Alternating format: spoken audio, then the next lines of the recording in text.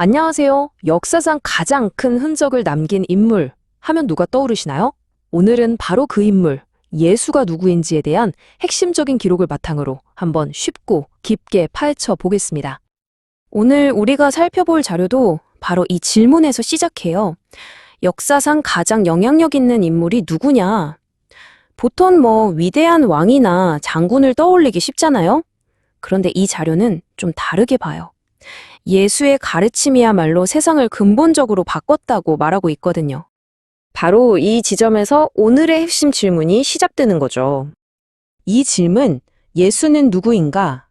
이건 그냥 역사 퀴즈가 아니죠.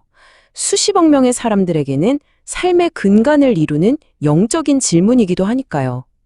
자, 그렇다면 오늘 우리가 보는 이 자료는 이 질문에 대해 뭐라고 답하고 있을까요? 한번 본격적으로 들어가 보시죠. 자료가 가장 먼저 제시하는 핵심 개념은요, 바로 예수의 정체성에 대한 아주 독특한 설명이에요. 바로 이중적 본성이라는 건데요. 이게 무슨 말이냐면 예수가 완전한 신이면서 동시에 완전한 인간이었다는 거예요. 좀 모순처럼 들리죠. 한쪽에서는 신적인 존재로 구약에서부터 예언된 그런 존재로 그려지는데 다른 한쪽에서는 우리랑 똑같이 배고프고 슬프고 유혹도 받는 그런 인간의 삶을 살았다는 거죠. 이 두 가지가 한 사람 안에 공존이 있다는 겁니다. 바로 이 구절이 그 점을 딱 짚어주고 있어요. 우리와 똑같이 시험을 받으셨다. 이게 핵심이에요. 하지만 죄는 없으셨다. 우리와 같은 인간적인 경험을 공유했다는 점을 강조하는 거죠. 이게 바로 그의 인성을 보여주는 아주 중요한 대목입니다. 그러니까 여기서 정말 중요한 포인트는 이거예요. 이 신과 인간이라는 두 가지 모습이 서로 충돌하거나 모순되는 게 아니라는 거죠.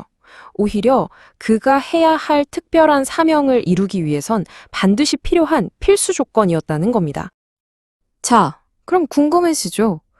도대체 그 사명이 뭐길래 왜 하필 신이면서 동시에 인간이어야만 했을까요? 이 독특한 이중적 본성이 어떤 목적을 위한 것이었을까요? 자료에 따르면요, 그의 사명은 바로 인류를 위한 구원이었어요. 좀 더 구체적으로 말하면 인류의 죄를 대신 짊어지는 희생제물이 되는 거였죠. 여기서 그 이중적 본성이 필요했던 이유가 나와요. 보세요.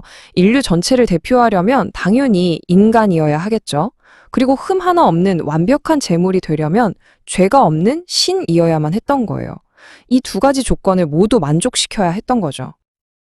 그리고 이 사명은 크게 세 가지 역할, 세 가지 직분으로 구체화되어 첫째는 하나님의 말씀을 가르치는 선지자, 둘째는 스스로를 희생제물로 바쳐 죄를 씻는 제사장, 그리고 마지막으로 하나님의 나라를 다스리는 왕. 이 세 가지 역할이 합쳐져서 그의 사명이 완성된다고 보는 겁니다. 그리고 이 모든 역할이 결국 하나의 핵심적인 역할로 모아집니다.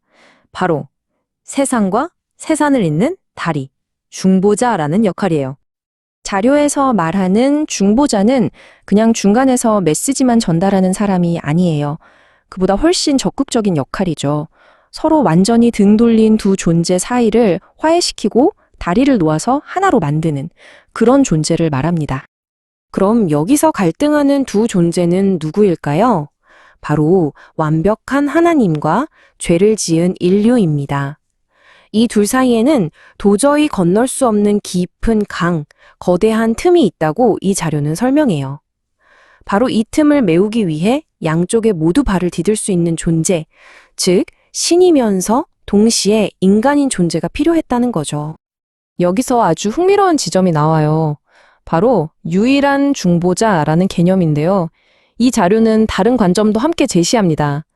예를 들어 카톨릭에서는 마리아도 중보자로 부른다는 점을 언급하죠. 하지만 이 자료의 입장은 명확해요. 성경 구절을 근거로 하나님과 인간 사이의 중보자는 오직 예수 한 분뿐이라고 선을 긋고 있습니다. 자, 지금까지 나온 이야기들을 한번 쭉 정리해 볼까요? 이 모든 개념들을 모아보면 이 자료가 궁극적으로 말하고 싶은 핵심이 보입니다. 한마디로 정리해 볼게요. 이 자료가 설명하는 예수는 이런 인물입니다. 신이면서 동시에 인간인 아주 특별한 존재, 인류를 구원하기 위해 스스로를 희생한다는 뚜렷한 사명을 가졌고요.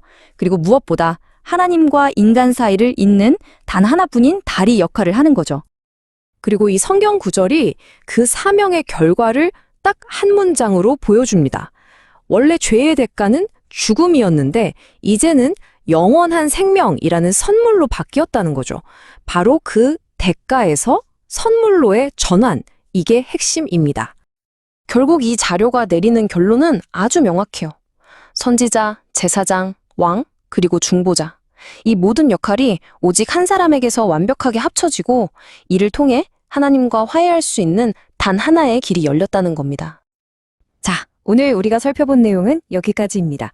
이 자료의 설명을 따라가다 보니 마지막으로 이런 질문이 남네요. 만약 정말로 한 인물이 신의 모습과 인간의 모습을 완벽하게 모두 담아낼 수 있다면 그건 과연 신에 대해 그리고 우리 인간 자신에 대해 무엇을 말해주는 걸까요? 이 질문을 여러분께 남겨드리면서 오늘 시간 마무리하겠습니다.